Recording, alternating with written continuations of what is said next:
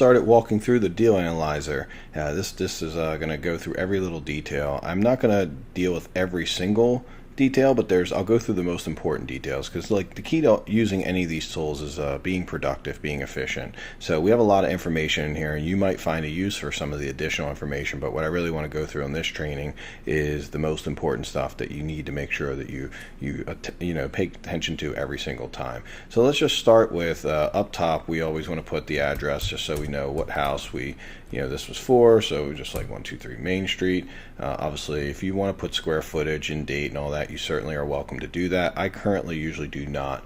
So let's use the example here, because in a deal analyzer, there's two pieces of information that are most important. Now, if you've ever heard the saying, garbage in, garbage out, it's very true with the deal analyzer.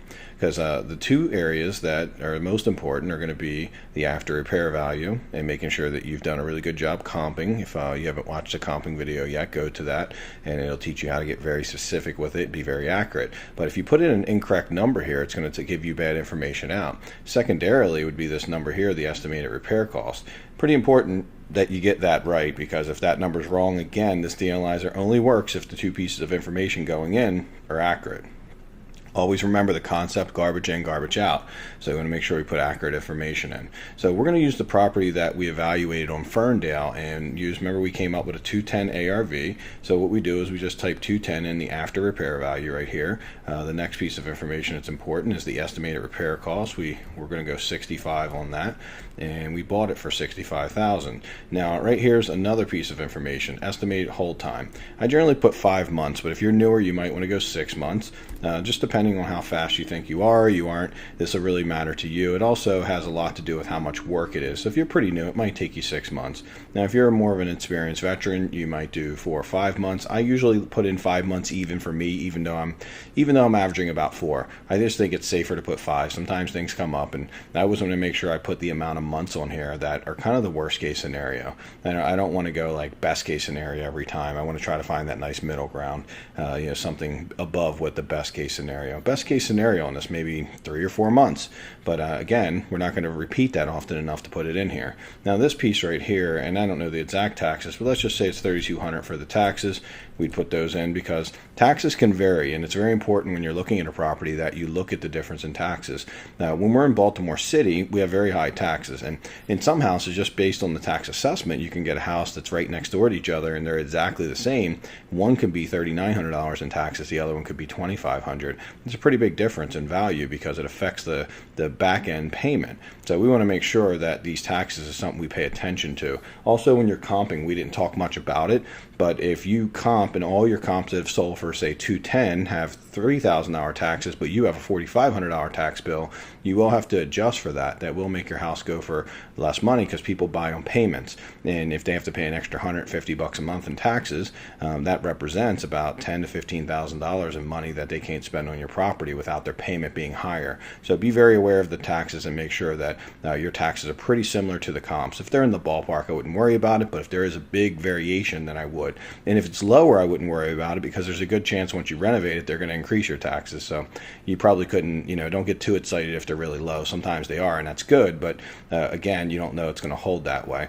So we got in here our 210 for ARV, 65 for the repair costs. We bought it for 65. We know 3,200 for this. All these insurance costs are all pretty standard. Transfer costs, that's what all this is. This is all pretty automated. We have realtor fees of 5% in here. I don't recommend that you pay over 5% as an investor, because 6% is more of a homeowner retail.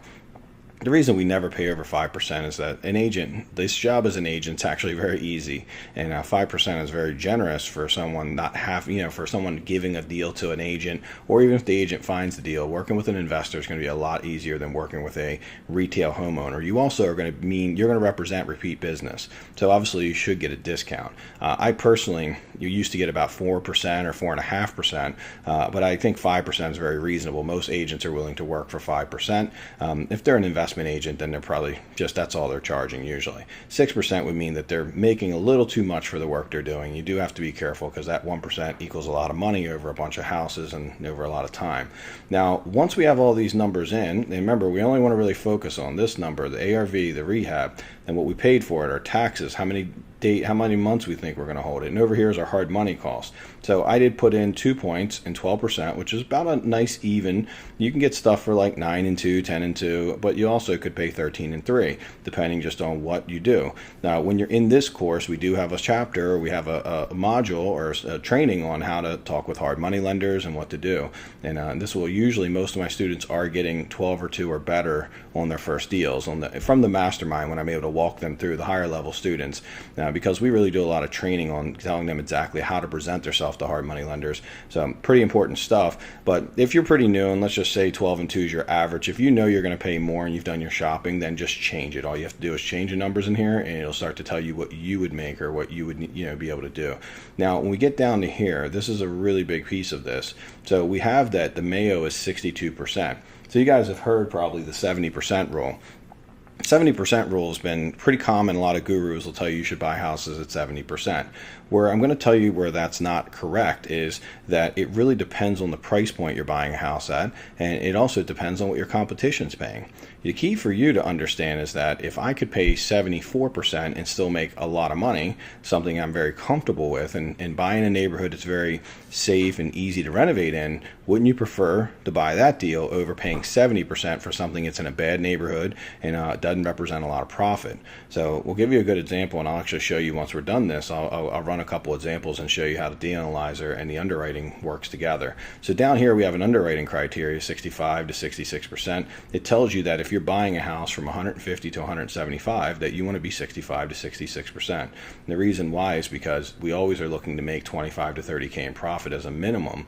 And if you go 70% on this price point, you're not going to make it. You're probably going to make about 18, 19K, which really isn't a lot, to be honest. And in those types of neighborhoods, there's a lot of weird things that go on, and there's a lot of variables. So we want to make sure that we have enough profit in there to overtake those variables. And then when you come down to here, you see like 250 to 450. Now this is a good first time home buyer, but we can go to 72%, and you'll even see in here where we go up to 74%. And and that's because we want to know, we don't want to just put a blanket 70%. It works really well at this price point, as you can see, 69 to 70. But when you get into a little higher price point, a little lower price point, then you could either be offering too much or too little. And if you're offering too little at this price point, you just won't win these deals because these are more desirable deals. They tend to sell easy. They're very hard to find. And when you do get this deal, you probably will end up paying 72 to 75% for it. The key is that it shows profit though.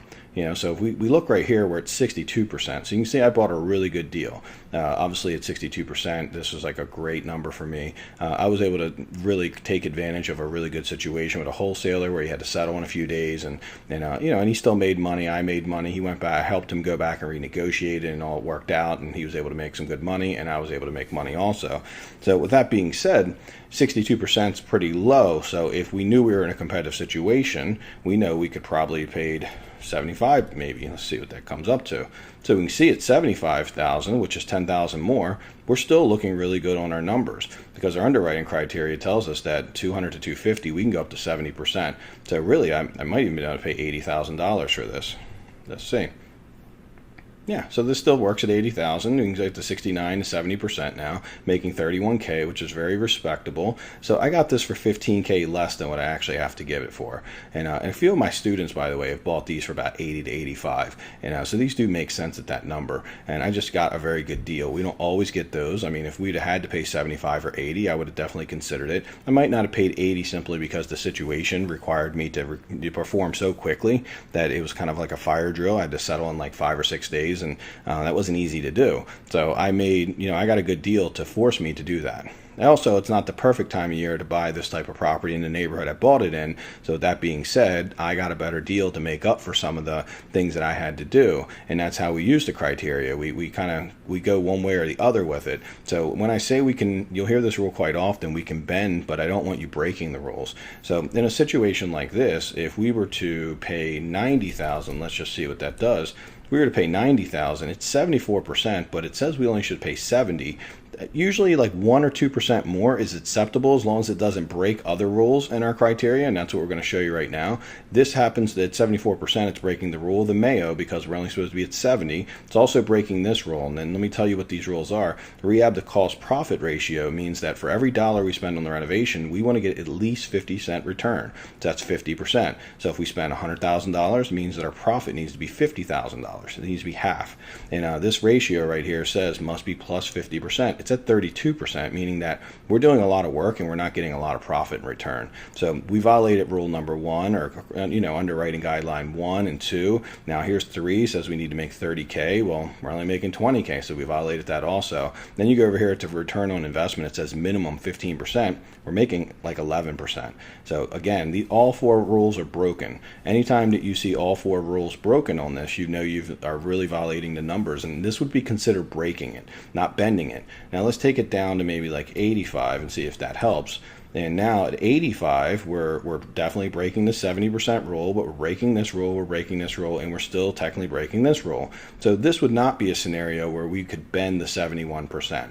There will be situations where we can go an extra percent or two, but it doesn't break all these other 3 rules. And that's when we're more willing to bend the Mayo. So like if I have a deal, I can make it happen, and it says buy it at 71%, and I can make it happen at 72%. I'm open to doing that if it doesn't make all the other rules get out of, all the other little numbers get out of whack. And right now, all these numbers are out of whack. So you can see we need to get back down to about 81,000, it looks like. And we get to 81,000. Now we're starting to be close on everything. We have this one good. This one's just a little under, so we're okay with that. We're hitting our 30,000, and you can see we're hitting above 15%. So this is really 81,000 is truly our best number on this, and that's if we're confident with 210 and confident with the 65.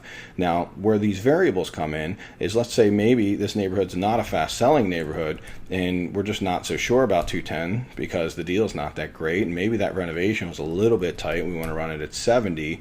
So you can see that doesn't work very well if we make those 2 changes. So what we have to do is you can start seeing why I paid 65, because that neighborhood does represent some variables. So even at like maybe like 68, whoops, put in the wrong number. Sorry about that, guys. Let's see. Let's get back up where we need to be. Oops. So we'll put 68 in, and let's see what that does for us, and that's an extra thing. So the 68 gets us back really close to where we need to be if we think 270 and work. So if you're not 100% sure and you think that we need to be at 200, you can see we adjust some. Now in this neighborhood, I would say that it's definitely leans on the air of it being a little more tricky to get the ARV correctly and a little higher days on market, and it's an older home built in the 30s, so the 65 is kind of likely to turn into 70. So I did run the numbers at these more aggressive numbers, and that's why I said I didn't get a great deal on it. If you run it on these numbers, I just got a deal. But what I like about my deal is that I'm using numbers that are on the very conservative side. I don't recommend you do this all the time. A lot of times people think, why don't I just do that on every deal? Well, there's certain deals that are not risky. This one is it's in a risky neighborhood. It's a risky renovation because it's old, and the ARV is a little bit flexible. You just don't know. Time of year can affect it. Now, when we get in a much better neighborhood where, when we have a row home in a great neighborhood that we know it's going to consistently sell for 210 every time, and maybe 210's even, got the chance of selling for 220, and we know that the renovation is going to be 65, then obviously we go back to this is pretty low, and we can pay a lot more for it. So it really is about how certain you are with these numbers. And I want you to be, some neighborhoods don't offer certainty. They only offer a certain level of that certainty. And other neighborhoods do actually offer a lot of certainty. So if you're feeling really good with the comp, your house is very similar to other comparables, then, you can definitely push this a little bit. And you can push it as far as not going above what you see, but definitely going to the top of what you see.